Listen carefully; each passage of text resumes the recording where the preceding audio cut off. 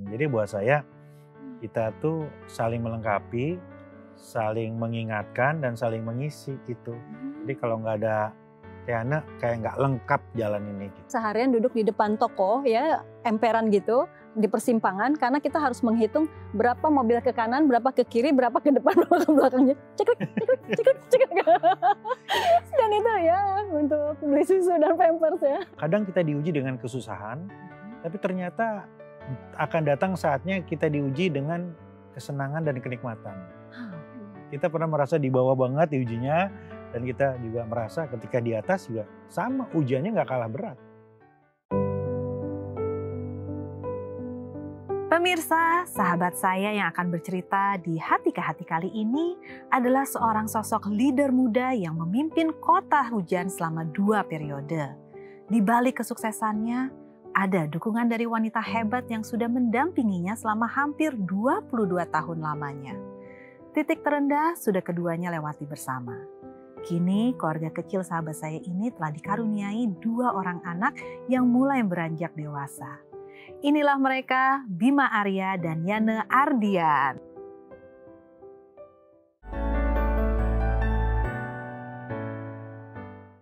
Selamat datang Kang Bima, Tiana.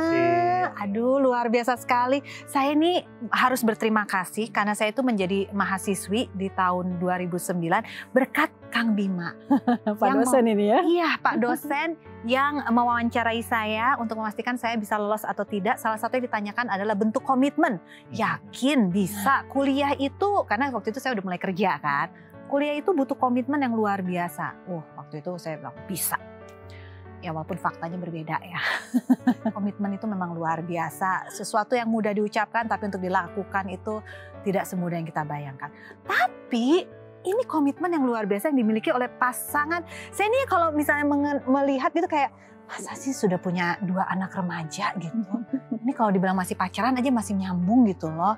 Masih muda, seger gitu. Oke. Masih di bawah rasa terkesima, tapi saya ingin mengulang dan ingin mengenal lebih dalam dulu perjalanan karir dari Kang Bima Arya. Kalau saya tuh masih ingat Kang Bima sebagai dosen, terus pengamat politik, terus dilalah, wali kota Bogor 2 periode pula. Emang awalnya tuh gimana sih?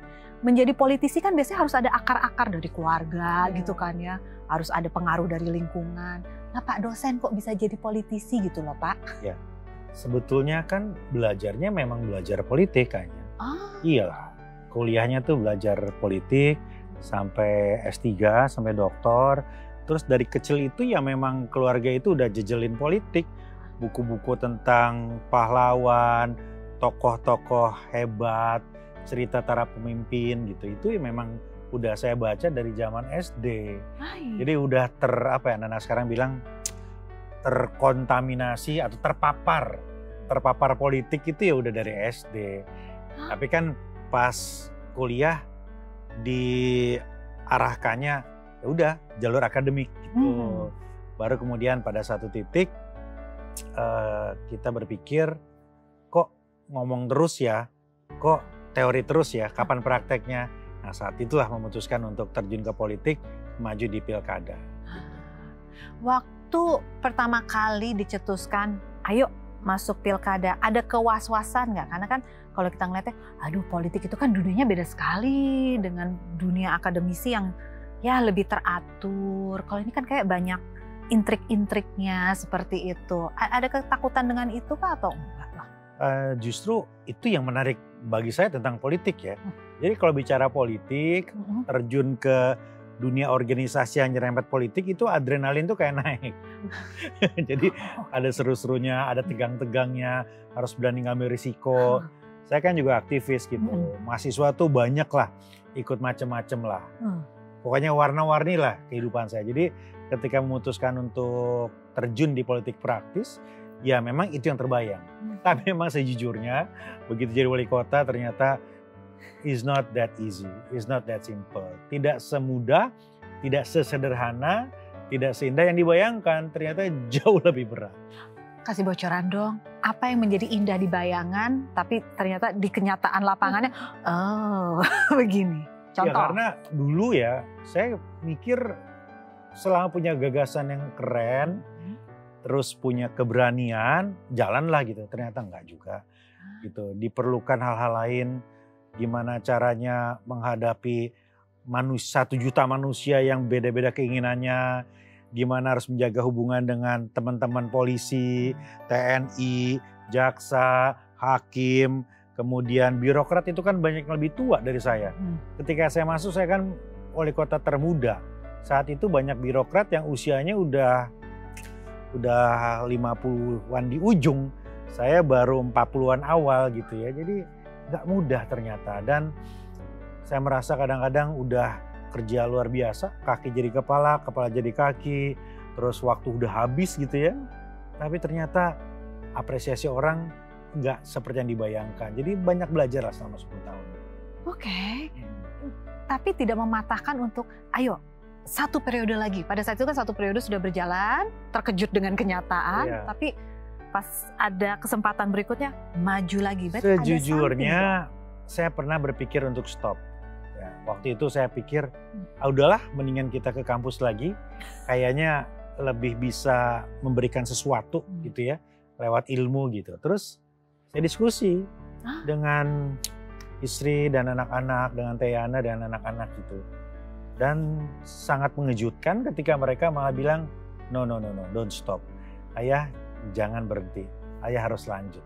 Itu agak kaget sih, tapi buat saya itu sesuatu yang sangat berarti. Artinya kalau keluarga aja yang saya merasa kadang-kadang saya zalimi karena ditinggalin ya, karena banyak sibuk yang lain-lain. Loh, keluarga aja mendukung, keluarga aja mau ayahnya lanjut gitu. Nggak ada yang lebih besar lagi dukungannya kecuali dukungan keluarga. Makanya saya waktu itu memutuskan ya udah, bismillah lanjut lagi ke periode kedua. Wow. Waktu itu kalau Teyana sama anak-anak bilang enggak, jangan, cukup. Ya udah, cukup. Balik lagi kita jadi dosen dan mahasiswa lagi. Cuman saat itu mahasiswinya udah bukan yang ini lagi, udah beda lagi tuh pasti. Tapi menarik juga ya, dan salah satu yang saya perhatikan dari tadi, dari awal kita berjumpa sampai dengan detik ini ya, satu hal yang menarik saya bagaimana Kang Bima itu sangat mengakui keberadaannya Teyana. Bahkan tadi di ruang make up ya, sebelum tampil ke sini minta validasi, kalau anak sekarang bilang validasi dulu penampilannya dari Teyana gitu. Memang seperti apa sih sosok Teyana di matanya Kang Bima? Pasangan yang terbaik adalah pasangan yang terbalik. Itu teori yang saya belajar dari Teyana. Yang awal-awal saya agak ketawa karena lucu, tapi ternyata bener. Jadi Teyana ini punya karakter yang beda banget dalam berbagai macam hal. Tetapi justru kemudian seiring berjalannya waktu saya menyadari bahwa bedanya itu justru menguatkan kita. Saya agak cuek, agak slorde gitu ya, berpikir hal yang besar. Teyana berpikir detail, cermat, teliti, terus lebih empati sama orang. Saya tuh cuek loh sebenarnya gitu. Nah, kalau Teyana ngingetin hal sampai hal kecil. Jadi kita kan terbalik. Tapi terbaliknya itu ya terbaik karena saling ngingetin gitu, saling ngasih tahu. Ya itu, Teyana sering mikir ya kamu tuh berpikirnya yang besar-besar terus, yang kecil-kecil kadang-kadang lupa. Nah yang kecil-kecilnya yang diingetin. Jadi buat saya kita tuh saling melengkapi, saling mengingatkan dan saling mengisi gitu. Jadi kalau nggak ada Teyana kayak nggak lengkap jalan ini. Gitu. Aduh kan pantesannya auranya ya 22 tahun menikah rasanya masih berkasmaran sekali gitu loh. Tapi ini menarik nih. Justru karena berbeda itu, jadi saling mengisi. Teyana emang ketemu Kang Bima tuh di mana sih? Justru kan biasanya kalau dari awal ngerasa perbedaan, ini nggak akan bisa jalan, akan terus putus di tengah jalan. Ini enggak, jadi ketemunya gimana? Kita tuh dikenalin. Oke. Jadi saat itu saya lagi deket dengan orang lain, Kang Bima pun lagi deket dengan orang lain. Nah lalu kakak saya bilang, mau nggak aku jodohin gitu. Okay. Terus kita berkenalan. Sebenarnya enggak sih, dia yang lagi dekat dengan orang lain, saya lagi jomblo. Oh, oke.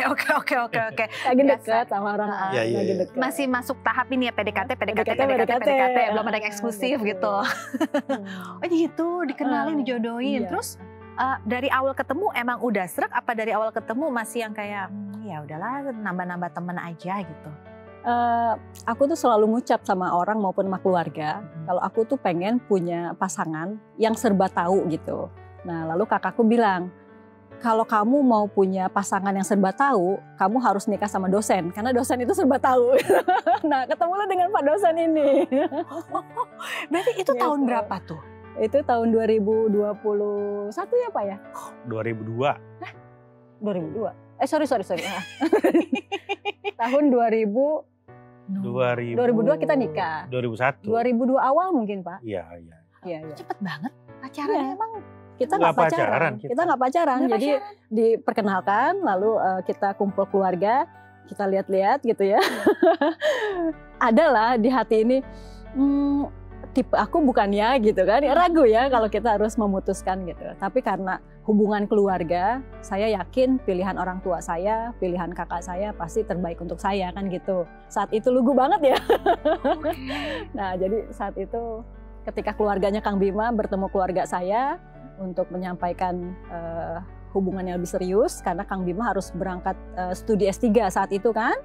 Ya Jadi sudah, pas kita- ketemu itu memang udah diatur, bukan? Jadi bukan karena pacaran dulu apa Ya enggak? enggak. Kan saya bilang saya bilang sama kakaknya dia, saya mau sekolah 4 tahun ke luar negeri, saya mau cari istri, cariin gitu.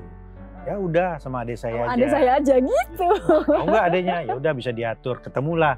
Jadi ketika ketemu itu udah tahu bahwa ini dengan kondisi yang sedang diatur gitu.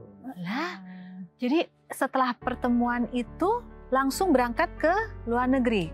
Ya. Enggak. Berapa bulan lah ya, berapa Ya, bulan kita Jadi mencoba. habis itu jalan berapa kali udah gitu saya langsung bilang, saya nggak mau pacaran, saya pengen nikah gitu. Udah habis ngomong gitu tinggal saya ke Australia. Saya dan orang tuanya Kang Bima menyiapkan persiapan pernikahan gitu. Jadi 6 bulan kita menyiapkan apa yang dibutuhkan. Kang Bima datang lagi ke Indonesia, kita udah siap untuk pernikahan. Jadi saya sebenarnya lebih dekat sama orang tuanya dibanding sama Kang Bima. ya. Coba, ini menarik sekali ya. Banyak kan kalau sekarang di sosial media, apalagi dengan anak-anak sekarang tuh selalu bilang, jangan sembarangan, kenali dulu pasangannya, jangan sampai menyesal di belakangan. Nah ini kan perjalanan kisah asmaranya berbeda banget nih antara Kang Bima sama Teana. Nggak pada umumnya lah orang bilang kan. Pas ketemu jalan beberapa kali langsung Kang Bimanya udah jalan LDR-eran nih kan ya, long distance relationship, jalanin Teana jalan sendiri, akhirnya ketemu lagi, terus resepsi menikah suami istri, nggak kagok gitu rasanya? Buat saya kagok ya, kagok karena bagaimanapun tetap ini sosok asing dan kita setelah nikah langsung Kang Bima bawa ke luar negeri kan, ke Australia waktu itu. Yang betul-betul ada tingkat stres gitu ya. Kenapa? Karena yang namanya suami istri itu kan harus saling mengisi, harus saling melengkapi kebutuhan ya gitu sebagai suami. Nah ada kebutuhan istri, kebutuhan perempuan yang aku kan nggak berani untuk minta ya kan, yang namanya juga baru kenal gitu ya, rasanya sungkan gitu untuk meminta. Nah itu awal-awal memang agak susah penyesuaian di situ. Wah. Gitu. Dan pada saat itu saya ingat banget, Teana ini adalah bisa dikatakan seorang selebritis loh. Sudah meniti karir model, presenter, kan pembawa acara banyak. Terus tiba-tiba cus hilang gitu. Ya betul. Ternyata hilangnya karena dibawa oleh Dibawa Kang Bima oleh- ya. Oh, begitu toh. Kan waktu itu saya juga udah kasih peringatan. Oh. Saya bilang aku nih orangnya banyak maunya loh. Jadi kebayang gak sih ngajak nikah tapi setengah ngancem gitu. Agak serem ya. Mau nggak nikah sama saya? Tapi saya ini banyak maunya, cita-citanya banyak, nggak mau diem, bla bla bla bla gitu loh. Jadi dari awal udah kasih early warning. Jadi saya membayangkan adalah menikah dengan seorang dosen, dibawa ke Australia, kita akan honeymoon di sana ya. Sudah sampai sana, saya baru punya waktu untuk mengenal beliau kan. Oh ternyata mahasiswa, beliau itu beasiswa yang dibiayain pemerintah gitu ya, yang uang sakunya kecil gitu kan. Nah situ baru menyadari, aduh gitu ya, aku harus berjuang di sini. Perjuangannya tidak hanya untuk mengenal karakter satu sama Ya. lain, juga dalam menghidupi. Iya untuk living cost di sana. Jadi gimana dong pada kerja berdua? Akhirnya saya kerja, karena Kang Bima kuliah kan. Gitu. Oke. Iya kita berdua kerja sih bagi-bagi. Casual, ya. Teana kerja di perusahaan cleaning dulu. Oh, iya, cleaning, iya, iya. bersih-bersih di ini dulu hotel. petani anggur dulu. Oh, banyak macam-macam. Petani anggur. Metik anggur pernah. Iya, jadi bangun dari rumah subuh, naik mobil kerja sampai sore gitu. Metik anggur pernah, cleaning service pernah gitu. Sampai kemudian di perusahaan alat-alat penyewaan alat-alat pesta gitu. Tunggu, jadi pekerjaan ini bukan pekerjaan yang cantik-cantik administrasi enggak. Ya. Bener-bener labor work banget. Dan itu bukan hanya untuk ngisi waktu loh. Memang karena butuh uang, kurang. Ya karena kan itu, saya tuh kan jadi ketua PPI, Perhimpunan Pelajar Indonesia. Banyak jalan, ngundang rapat. Bener banyak maunya ternyata maunya. sosok ini. Nah, jadi nggak mungkin hidup dengan uang beasiswa. Jadi kita kerja itu gitu. Dan memang nggak mudah sih, berat ya. Pernah kita ngalamin bener-bener nol, nggak punya uang tuh pernah. Pinjam sana, pinjam sini. Pinjam sih enggak makan. lah. Hah? Pinjam sih enggak, tapi kita mencoba mencari-cari apa yang bisa dijual. Aku nggak bilang gitu. aja. Nggak waktu bilang itu. ya. Ketahuan ya. Masih pada pinjam. Terus makan pernah telur doang makan itu karena udah habis uang gitu. Karena di tahun kedua pernikahan kita kan kita bawa anak kan ke sana kan. Saya hamil melahirkan gitu, terus bayi itu saya bawa ke Australia. Nah di situ kan another episode ya gitu, bahwa sendiri aja kita berdua aja kita struggling kan gitu untuk menghidupi. Nah, ini bawa anak pula gitu. Saat itu kita jadi ngerti karena banyak teman-teman kita yang sekolah ke luar negeri baru nikah terus bubar jalan. Jadi di sana berantem terus pulang tuh cerai. Lalu kita bilang aneh-aneh aja sih loh kenapa cerai di luar negeri gitu ya. Ternyata memang nggak mudah gitu. Kita kayak dibenturkan pada realita dan harus belajar cepat gimana ngatasin itu, jauh dari mertua, jauh dari semuanya. Gitu. Tanpa ada support system dari keluarga sama sekali di negara orang. Kan hidup enak dengan mertua aja itu bisa berantem. Apalagi nggak punya uang, jauh dari keluarga, bener-bener nyelesainnya harus berdua. Gitu. Metikin anggur. Ya. Cleaning service. Ya, kalau saya nyuci mobil juga. Bahkan pekerjaan paling konyol yang pernah kita lakuin itu ngitung mobil lewat. Traffic apa ya? Traffic control. Namanya itu keren pas ngelamar kan. Iya, Wah, dibutuhkan traffic control. Wah, keren ya. Ternyata bawa ceklekan itu kan. Dari kanan ke kiri hitung berapa, dari kiri kanan hitung berapa. Kebayang nggak? Jadi saat itu seharian kita ngitung itu. Duduk di ini ya Pak ya, seharian duduk di depan toko ya, emperan gitu. Di persimpangan karena kita harus menghitung berapa mobil ke kanan, berapa ke kiri, berapa ke depan, berapa ke belakangnya. Cekrek. Dan itu ya untuk beli susu dan pampers ya. Oh my God, itu dikerjakan sambil kuliah pula. Yang paling mengejutkan saya adalah backgroundnya Teana yang ya itu seorang selebritis tiba-tiba diajak ngemper gitu. Dan mau dan bisa bertahan. Ada nggak momentum sampai bilang salah pilihan nih saya, mengiyakan dinikahi oleh Bima Arya, tersiksa hidup saya seperti ini. Pernah nggak sih terlintas kayak gitu Teana? Enggak. Pertama saya berpikir bahwa kalau di Indonesia saya nggak mungkin melakukan hal itu ya gitu. Karena tetap di Indonesia saya punya gengsi kan gitu ya, punya harga diri gitu ya, nama baik keluarga kan kayak gitu ya. Di Australia kan nggak ada embel-embel itu, saya harus mandiri. Kedua, setiap saya napak lelah itu Kang Bima selalu mungkin tanpa saya mengucap gitu, Kang Bima itu selalu bilang jangan mengeluh. Bapak itu dulu ke ibu, maksudnya orang tuanya, selalu bilang jangan mengeluh gitu. Nah, jadi sebelum saya mengeluh, saya udah diingetin seperti itu kan. Oh oke, jangan mengeluh. Nah, itu mungkin terbrainwash ya. Kalau apa yang kita lakukan itu ya jangan mengeluh gitu. Bukannya jadi tertekan. Jadi tertekan ya. Boro-boro baru, saya mau mencurahkan isi hati saya. Jangan mengeluh. Ya ampun. Ya tapi kan itu kan ujian ya bagi kita berdua. Ya bagi Teana ini kan juga semacam ujian, mampu nggak melewati drama-drama babak-babak susah penuh dengan air mata gitu. Kan saya ngetes juga. Kan untuk gambaran ke depan akan lebih berat loh kira-kira gitu. Bagi saya juga sama, mampu nggak meyakinkan istri bahwa tenang, kita lewatin ini sama-sama gitu. Tenang, ini nanti ada saatnya kita menikmati ini. Kan bagi saya juga begitu. Jadi bagi kita berdua ini sama-sama ujian. Ya, dan kemudian pada saatnya kita juga belajar bahwa kadang kita diuji dengan kesusahan, tapi ternyata akan datang saatnya kita diuji dengan kesenangan dan kenikmatan. Kita pernah merasa di bawah banget di ujinya, dan kita juga merasa ketika di atas juga sama ujiannya nggak kalah berat. hidup itu proses dari ujian ke ujian gitu. Dan kita yakin itu. Mungkin nggak sih kekuatan yang dimiliki oleh Kang Bima dan Teh Yana salah satunya adalah karena pendewasaan pada saat menikah kan usianya sudah sangat dewasa. Iya. Jadi sudah ada bentuk kematangan mentalitas yang berbeda dibandingkan pasangan yang usianya mungkin jauh. Bisa iya bisa enggak. Bisa enggaknya karena banyak juga yang usianya udah agak telat menikah, gitu, menikah tapi juga bubar gitu ya. Kalau saya melihat banyak faktor, salah satunya adalah faktor orang tua kita. Kita punya orang tua yang selalu menasihati. Gitu. Kita punya mertua, saya ikut kata mertua saya hormatin gitu. Orang tua juga nitipin gitu. Nanti kalau berjuang jangan ini perlakukan istri, itu kan nyampe terus. Nasihat-nasihat itu jadi tuntunan buat kita. Gitu. Jadi ibu saya ngasih tahu gimana memperlakukan istri gitu loh. Ayah saya ngasih tahu gimana menghormati perempuan gitu. Jadi itu yang menuntun kita. Dengan catatan ya kita harus hormat sama orang tua.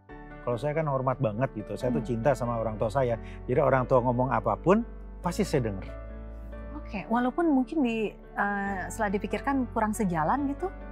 Enggak, karena ya memilih Teh Yana pun itu nggak mungkin tanpa approval dari ibu saya.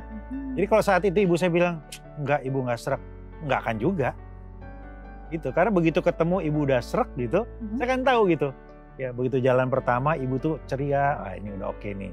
Gitu, jadi ya karena saya merasa wisdom tuh ada di orang tua kita, jam terbang tuh ada di orang tua kita. Jadi kalau orang tua ngasih tahu atau ngasih nasihat, pasti nggak sembarangan.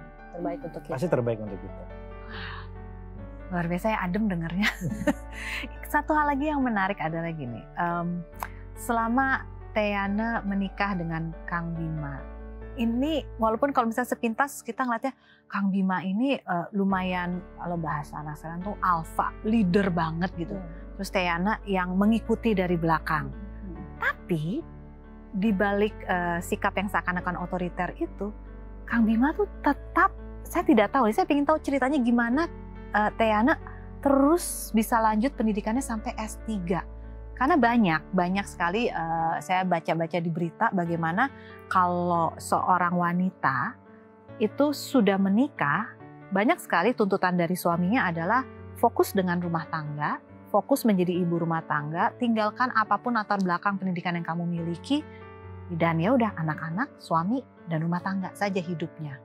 Tapi itu tidak saya lihat di Teh Yana. Walaupun memang anak-anak, suami dan rumah tangga menjadi prioritas, tapi pendidikan tetap jalan.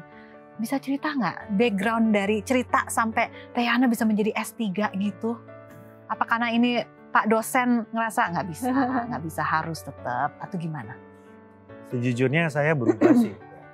Dulu ketika meminang Teh Yana, itu pertimbangannya tuh lebih kepada ini sosok ini kayaknya oke nih untuk mendidik anak-anak, ngurus keluarga gitu ya. Dan itu ternyata terbukti. Jadi artinya di awal pernikahan tuh saya merasakan bahwa itu betul. Yana yang anak rumahan, Yana yang bisa ngurus rumah, itu betul. Tetapi pada perjalanannya saya ngelihat ternyata istri saya ini juga ada kepeminatannya di bidang-bidang lain gitu. Mulai concern sama isu sosial gitu ya. Suka nanya-nanya, suka ajak diskusi gitu. Ya sebagai dosen yang senang membimbing orang, bimbingan mahasiswa, mahasiswi, saya kan justru naik lagi adrenalin. Wah, ada lagi nih di rumah nih yang bisa jadi teman diskusi.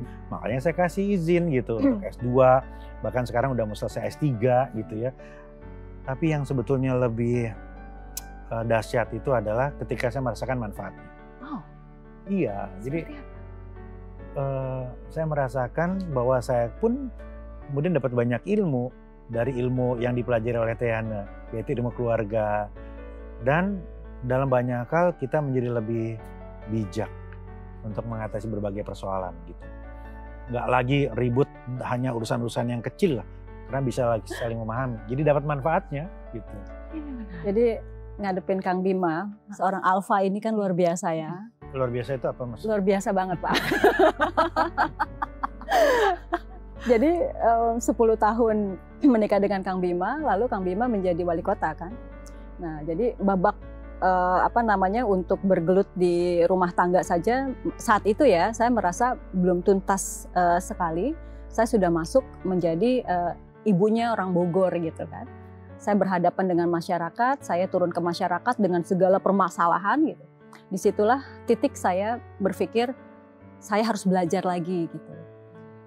Ketika orang curhat tentang rumah tangga, bahaya kalau saya menasehati sementara saya juga punya masalah dengan rumah tangga kan gitu ya gitu. Belum selesai maksudnya dengan rumah tangga saya belum sempurna. Akhirnya saya mencari-cari di mana saya bisa melanjutkan sekolah. Alhamdulillah di IPB ada Fakultas Ekologi Manusia, ada jurusan Ilmu Keluarga dan Perkembangan Anak. Nah, saya masuk ke situ, ternyata saya happy banget karena di situ saya bisa menjadi ibu yang baik, menjadi istri yang baik, bisa menjadi ketua organisasi di Bogor dengan baik karena banyak sekali ilmu yang saya dapatkan di kampus gitu. Nah, jadi setelah lulus S2 dan Kang Bima selalu kemana-mana menyampaikan yang tadi, mendapatkan ilmunya gitu ya sebagai pengguna ilmu saya gitu. Nah, jadi itu membuat saya semangat untuk terus belajar. Gitu. Jadi gini hanya saya tambahin ya boleh ya? Iya dong. Kan saya bilang tadi saat kita di bawah kita nggak punya apa-apa, ujian kita itu berat. Tapi ternyata saat kita di atas dan kita punya semua, ujiannya nggak kalah berat. Bahkan mungkin jauh lebih berat. Bayangin, kalau saya waktu kampanye jadi wali kota, memang saya pengen jadi wali kota. Begitu kepilih, jadilah wali kota. Bayangin nggak Tiana? Dia nggak mau loh jadi ketua PKK, Bunda PAUD, ketua Dekranasda, ketua Yayasan Kanker, dia kan nggak mau. Ada 7 predikat, 7 ketua organisasi yang harus saya ketuai gitu. Ini gara-gara ketiban pulang dari suaminya kan. Dia harus jalani itu. Sementara punya tanggung jawab membesarkan anak-anak. Sementara punya tanggung jawab juga ngurus suami dan lain-lain. Itu nggak mudah, sama sekali nggak mudah. Dan kita merasakan gitu, challenge-nya itu berat. Ya, tapi kalau ditanya kenapa bisa melewati itu, ya buat saya ya karena semua itu ada ilmunya, baik ilmu dunia maupun ilmu agama gitu. Jadi pegangannya itulah gitu, kemudian bisa melewati itu. Kalau saya sudah membayangkan kesibukan menjadi seorang wali kota Bogor. Terus ternyata Tiana juga ketimpa 7 jabatan tambahan nih. Itu kan berarti kedua orang tuanya sibuk banget, terus anak-anak nggak protes gitu. Gimana ini orang tua saya kok penuh banget ngurusin banyak orang, ini 2 anak di rumah siapa yang ngurus gitu. Kita tuh senang cerita, senang dongeng ya. Jadi setiap kita pulang itu pasti ada oleh-oleh cerita untuk anak-anak. Misalnya tadi Momi kegiatannya apa, ayah ngapain, ketemu siapa gitu. Sebenarnya untuk juga mengajarkan mereka bahwa kita di luar itu bukan mencari uang saja. Kan banyak anak-anak itu yang tahu bapak ibunya bekerja karena mencari uang. Nah, kalau kita itu menyampaikan kepada mereka bahwa kegiatan kita itu bagaimana tanggung jawab kita untuk masyarakat 1 juta jiwa di Kota Bogor yang harus kita selamatkan gitu ya dengan segala keterbatasan kita gitu. Nah, jadi mereka itu kalau ngelihat kita beraktivitas itu sudah pola pikirnya itu bahwa kita sedang dalam proses berjuang untuk mereka gitu. Dan mereka juga sering kita libatin ya. Jadi bukan kayak 2 dunia terpisah, pokoknya kalau di luar nyari uang, kalau di rumah untuk keluarga, nggak begitu. Nggak kayak gitu. Anak-anak itu tahu bahwa dunia kita itu untuk orang lain. Gitu. Mereka juga suka masuk ke dunia kita, datang ke kantor gitu ya, ikut belusukan, ikut kampanye, jadi tahu. Jadi ya rasanya mereka nggak pernah jealous, nggak pernah cemburu dengan waktu kita. Karena mereka tahu waktu kita itu bukan hanya untuk uang, ya waktu kita untuk berbuat kebaikan. Kasih tipsnya dong bagaimana tuh caranya? Karena banyak orang tua sekarang itu kan benar-benar men-split urusan kantor yang sendiri, keluarga sendiri. Ibu sih. Langsung. Ibu ya, waktunya kan lebih banyak ibu gitu ya. Bunda PAUD kita ya. Jadi ibulah yang internalisasi nilai-nilai itu gitu. Kalau saya pasti kebagian enak di ujungnya aja, tidak anak-anak lebih ngerti. Karena waktu saya kan lebih sedikit untuk anak-anak dibanding Tiana. Ya, hidup kan proses belajar. Mereka harus tahu juga tentang itu. Waktu Kang Bima jadi wali kota, anak bungsu kami umur 5 tahun ya. Nah, itu yang memang jadi kelinci percobaan saya bahwa setiap hal-hal yang saya tahu itu ya mereka anak-anak saya yang harus saya kasih tahu gitu. Dan untuk mengajarkan mereka, membangun karakter mereka itu ternyata dari teladan dan lisan ibu ya, yang positif gitu kan. Kayak misalnya, Mami, ayah kemana? Misalnya ayah lagi ada tugas keluar kota misalnya gitu. Kita jelaskan kan, iya ayah sedang ada agenda ini. Tahu nggak ayah itu ketua organisasi wali kota se-Indonesia gitu ya. Ayah itu begini. Jadi konsep kepemimpinan, konsep tanggung jawab, konsep berjuang itu sudah kita cekokin dari anak-anak masih kecil gitu. Ya, saya merasa Teyana membangun persepsi my father, my hero itu ke anak-anak. Gitu. Jadi ya itu sangat membantu saya. Gitu. Kan kalau Teyana curhat yang jelek tentang ke anak-anak kan saya pasti disebelin gitu. Tapi sosok saya itu di-create juga, dibangun oleh Teyana. Ya sama. Kita nggak bisa pungkiri ya Pak, yang namanya dalam perjalanan pasti ada hal-hal yang mungkin saya tidak nyaman sama Kang Bima gitu. Kang Bima lagi nggak nyaman. Tapi anak itu kan sosok inferior. Jadi jangan sampai tahu hal-hal yang membuat dia tidak nyaman, membuat mereka tidak happy gitu. Jadi kita harus terus transfer energi positif karena itu akan mereka akan membangun keluarga kelak dan mereka akan punya konsep yang sama apa yang orang tuanya lakukan kepada mereka gitu. Tapi itu kan juga bukan berarti saya selalu benar. Saya merasa ada kalanya saya diingetin ya kalau udah agak-agak melenceng, udah agak-agak cuek gitu diingetin. Mulai dari ngirimin forward tausiah atau meme gitu kan. Gitu. Atau tiba-tiba ada artikel, berdasarkan penelitian 90% perempuan-perempuan broken home karena tidak dekat dengan ayahnya. Jadi artinya dicolek ya, kita punya anak itu loh gitu. Ya, itu sering banget gitu. Oh berarti kalau dia ngirim gitu berarti ada sesuatu. Ya, sampai di rumah saya tanya kenapa?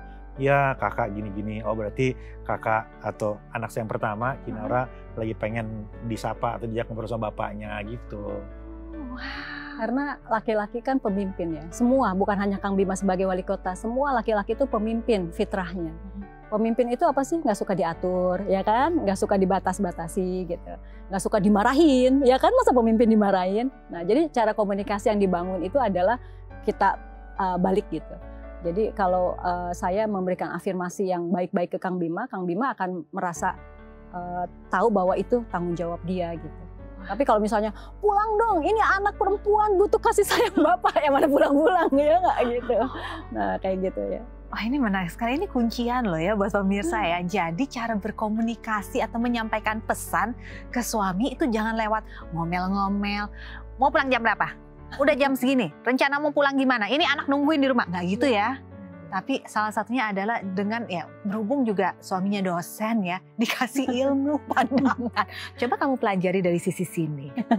Dosen mempelajari, oh saya tangkap apa maksud kamu, baiklah. Emang enak ya kalau emang dua-duanya tuh memiliki latar belakang pendidikan yang sangat mendalam. Jadi enak komunikasinya, nggak terlalu pakai emosi terus. Tapi pasti pernah berantem dong. Jarang banget ya kalau boleh jujur ya kan, sangat jarang kita berantem. Berantem itu artinya ada yang saya tidak suka dari Kang Bima, ada yang Kang Bima nggak suka dari saya kan. Tapi cara kita itu ya diem gitu. Kalau saya udah diem berarti Kang Bima tahu ada yang saya nggak suka. Begitu juga dengan Kang Bima gitu. Kang Bima itu saya lebih baik dimarahin sama Kang Bima daripada didiemin kan, iya nggak gitu.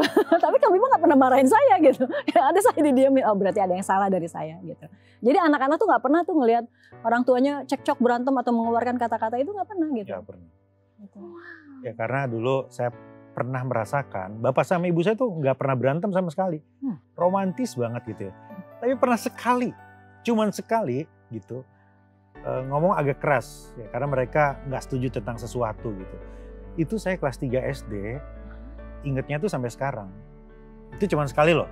Kebayang nggak kalau berkali-kali seperti apa gitu.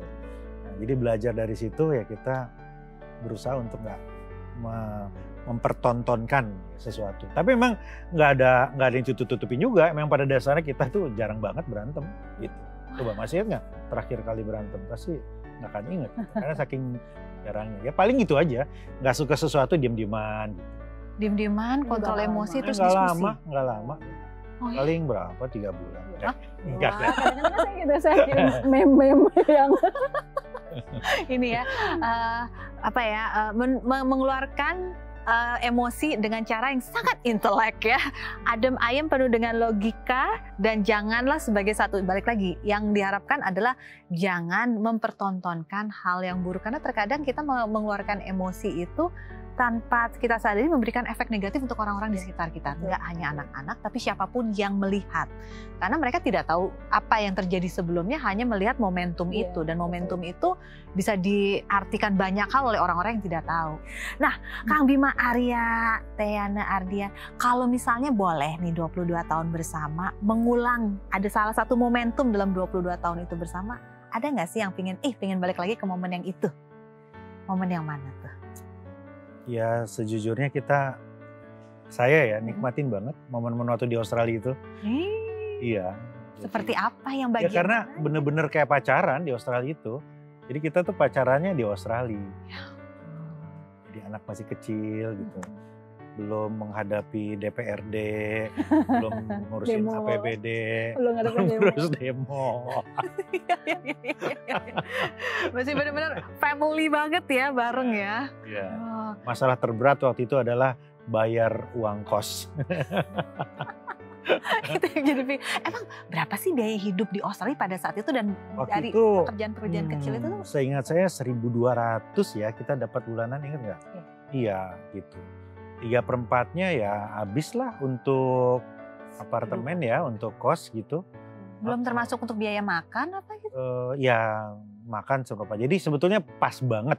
Sebenarnya kan gini, Kang Bima dapat uang saku itu untuk mahasiswa, untuk Kang Bima. Tapi Kang Bima bawa istri, jadi kan menghidupi 2 orang kan. Nah jadi itu yang sebenarnya membuat kurang dan harus bekerja. Oh itu dia. Dulu tuh kursnya berapa ya? 7 ribuan kalau nggak salah ya, masih 7 ribuan. Enggak lah, kayaknya 4 ribuan dulu tuh. Tapi itu membahagiakan. Kalau untuk Teyana sendiri, momentum dari 22 tahun bersama? Sama ya, itu masa-masa 4 tahun pernikahan kami pertama itu luar biasa. Kenapa? Karena kita hidup betul-betul cuma kita ya.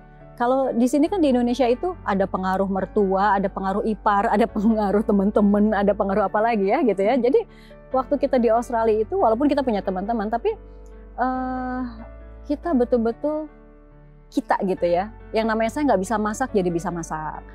Semua masakan saya dibilang enak sama Kang Bima. Jadi saya bikin sup jagung enak banget gitu. Apalagi kalau winter ya.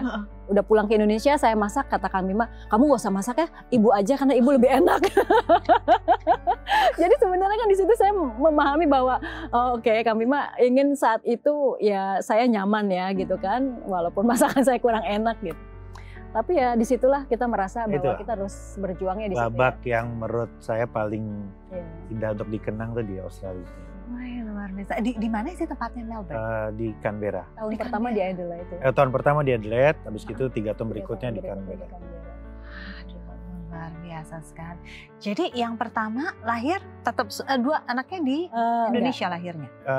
Teyana itu setiap melahirkan pasti dibawa ke Indonesia. Di Indonesia. Baru ketika ini dibawa Kinaura dibawa. Jadi saya 1 tahun menikah baru punya anak. Jadi nah itu dia. Gitu. Jadi waktu Kin dibawa ke Canberra, itu kan nggak bisa dititipin di childcare. Teyana kan kerja. Jadi selama 6 bulan pertama itu saya yang bawa. Kakak Kin umur 2 bulan. Kin itu umur 2 bulan setengah. Umur 2 bulan sampai dia umur 6 ya. bulan tuh setiap hari saya bawa ke kampus. Gitu. Kalau S3 kan dapat ruangan khusus ya gitu. Nah jadi sama Kang Bima dibawa. Jadi saya tinggal bekelin susu berapa susun gitu ya, susu apa formula kan, terus botol dan lain-lain. Gitu. Alhamdulillah nanti kalau udah sampai di rumah, habis berapa Kak botolnya? Ya sekian. Pas saya lihat, amburadul banget ya, berantakan banget tuh tas bayi. Aduh, alhamdulillah setelah 6 bulan udah bisa dititip di childcare. Gitu. Baik, ya ampun, penuh sekali ya ceritanya ya dalam mengatur kebersamaan, tidak hanya untuk saling kenal karakter satu sama lain, tapi benar-benar yang namanya beradaptasi dengan pola hidup yang baru, menciptakan formula rumah tangga sendiri, itu terasa sekali. Tapi selama 22 tahun, kira-kira menurut Anda pemirsa, apakah di antara Kang Bima dan Teyana sudah mencurahkan semua isi hatinya satu sama lain? Kita tes. Nah, gawatnya. Di sini nih ada beberapa pilihan kertas, nanti silakan diambil aja. Tapi habis diambil jangan langsung dibuka ya, disimpan dulu karena di dalamnya ada kalimat yang belum lengkap. Oke. Tolong dilengkapi, tapi dilengkapinya adalah kalimat ini untuk yang terkasih. Baik, ya Anak silakan diambil, diubek aja. Kalau misalnya mau cari-cari lagi di dalam ada beberapa pilihan, silakan Kang Bima. Oke, langsung aja yang nongol diambil gitu ya. Baik. Simpel banget ya. Iya benar. Oke, kira-kira mau siapa dulu yang membuka dan membacakan? Saya dulu. Oke, silahkan Buka ya? Kang Bima, buka. Itu ada kalimat untuk. Tanpa kamu, hidup aku mungkin akan hampa. Cepet amat, cepet amat. Maksudnya yang jawab saya? Iya benar. Oh, iya. Betul. Tanpa kamu, hidup aku mungkin akan Hampa. titik-titik. Hampa. Kenapa gitu? Kenapa yang dipilih kata hampa? Ya karena saya itu selalu diajarin sama ayah saya, hidup itu hanya sekali, hidup harus berarti gitu. Kalau nggak berarti kan hampa gitu, meaningful life gitu. Dengan adanya Teh Yana, saya merasa hidup ini lebih berarti. Buat saya berarti dan saya bisa memberikan arti untuk orang lain. Gitu. Belum tentu kalau nggak ada Teh Yana, saya bisa merasa hidup ini berarti dan saya bisa memberikan arti untuk orang lain. Oh ya ampun, gemes amat sih. Enak ya mendapat pasangan bisa menghargai kita seperti itu ya. Insya Allah. Aduh luar biasa. Nah gantian Teh Yana. Seperti ya? apakah kalimat itu? Kan.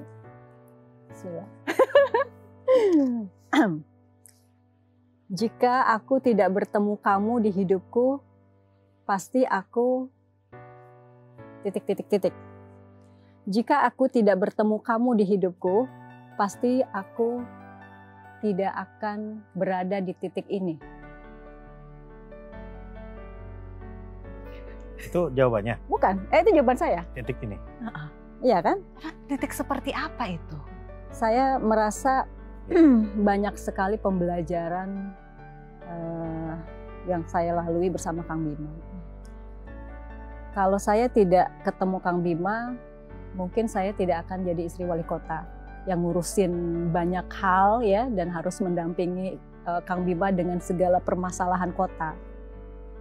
Saya belajar sabar di situ. Saya belajar mencoba untuk memahami makna support kepada pasangan itu seperti apa. Itu kan ketika Kang Bima jadi wali kota. Ketika di demo ribuan itu kan ya tidak mudah ya. Bagaimana saya bisa menenangkan Kang Bima pada saat Kang Bima sedang emosi gitu ya, sedang kesal gitu. Dan kalau saya tidak dibawa ke titik itu pun, mungkin saya tidak punya keinginan untuk belajar lagi. Saya bisa S2, S3 itu karena banyak sekali proses belajar yang saya merasa saya butuh ilmu gitu. Gitu sayang, makasih. Ya ampun, luar biasa ya. Jadi menikahi dosen itu orang berpikir, udah beres, dosennya udah dapet 24 jam gitu kan ya. Ternyata malah lebih dari itu memicu kita untuk menjadi a better person. Ya. Jadi gimana, saya mesti cari dosen juga kah ya nih kalau gini? Itu sih keywordsnya yang Anya bilang ya.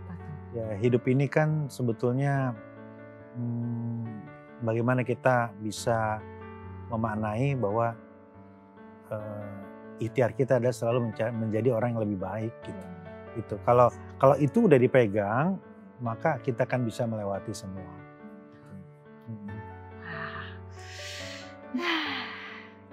Beda memang kalau ngobrol dengan orang yang background pendidikannya begitu dalam ya. Semuanya tuh menjadi nyata, terlihat dengan mudah diterima oleh benak kita gitu. Tapi benar sih, menjadi orang yang lebih baik. Dan salah satunya adalah dimulai dengan mencari pasangan yang tepat ya. Ini buktinya, gak harus pakai proses pacaran lama. Tapi kalau memang itu orang yang tepat, bisa dibangun bersama dalam perjalanan. Sama aja, mau pacaran 7 tahun, 8 tahun, mau ketemu baru sehari. Kembali lagi ke sininya ini. Hati kita ini siap nggak untuk bermuhasabah, evaluasi, berdamai dengan realita, mengalah, itu aja ujung-ujungnya begitu kok. Makanya kalau saya pengen banget anak saya yang pertama ini udah langsung nikah aja deh, yang perempuan. Kayak gitu. Karena kita udah ngalamin gitu ya. nggak usah. Saya nikah umur 23 Oke. waktu itu. Waktu itu Kang Bima Kang Bima 30. 30. Kita beda 7 tahun. Beda 7 tahun, tapi ya itu dia bimbingannya terasa sekali ya. Dan saling mengisinya, benar dari awal sampai akhir semua itu kata-katanya saling mengisinya terasa untuk menjadi orang yang lebih baik secara individu maupun bersama. Kang Bima, Teh Yana terima kasih banyak. Terima kasih Anya. Begitu banyak ilmu, ya pastinya begitu banyak ilmu pendidikan kehidupan yang kita dapatkan bahwa dalam kehidupan ini kembali lagi apa yang menjadi keinginan kita itu harus bisa divisualisasikan bersama-sama. Tidak hanya kemauan sendiri saja, tapi ajak bareng pasangan kita untuk bisa berjalan bersama mewujudkannya. Dan inilah dinamika yang dimiliki oleh pasangan yang luar biasa yang sudah hadir di Hati ke Hati hari ini. Begitu banyak mungkin bisa dikatakan pengorbanan dalam menghadapi kehidupan ini, tapi ujung-ujungnya kita lihat kebahagiaan itu bisa dilihat pada saat sudah berhasil dilaluinya dengan sangat baik.